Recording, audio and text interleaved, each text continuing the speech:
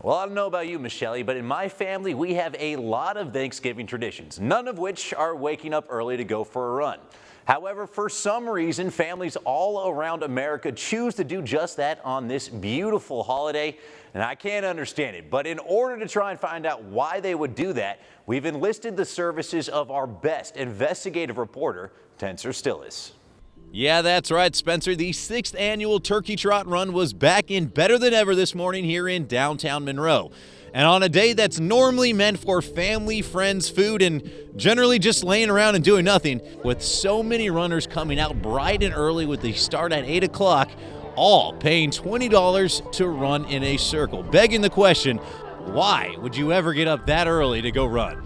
To find the answer to this mysterious question, I decided to spend the better part of the night researching what it takes to compete in a race like this, and then decided to come out here undercover this morning to do a little research. There are a lot of pointers on how to compete in a race like this, and after all my research, I've condensed it down to 3 main points. Rule number 1, always do the appropriate amount of stretching. Rule number 2, don't forget to carbo load. And the third and final rule, when possible, always find ways to try and intimidate the fellow competitors. Oh my gosh, I'm so embarrassed. I completely forgot I'm wearing both of my marathon medals. My game plan was simple. Run fast from the beginning and then maintain that speed throughout.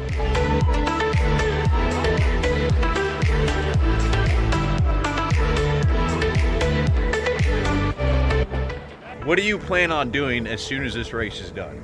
Eating some dressing. Do you know we could be doing that right now rather than doing this? At what point throughout the week do you start to think like a 5K is a great idea? It just keeps me from having to get my kids ready. It's true.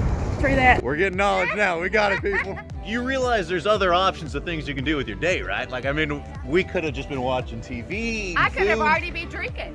What do you mean? That's not wrong. At what point throughout the week do you start to decide that doing a 5K is like a good idea? Once you told me to. Oh, you got dragged into this. There's a real reason why this would happen right there. But even with all of my training, I never thought I would have a finish quite like this.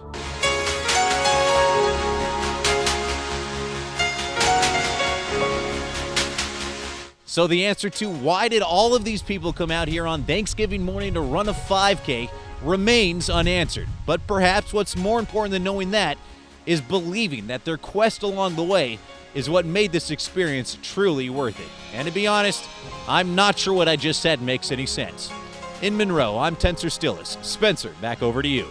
Thank you, Tenser. Now, it's important to say that this race is a fundraiser with the proceeds going towards the Food Bank of Northeast Louisiana.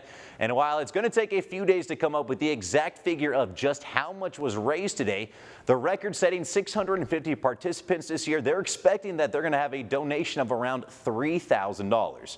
Michelle?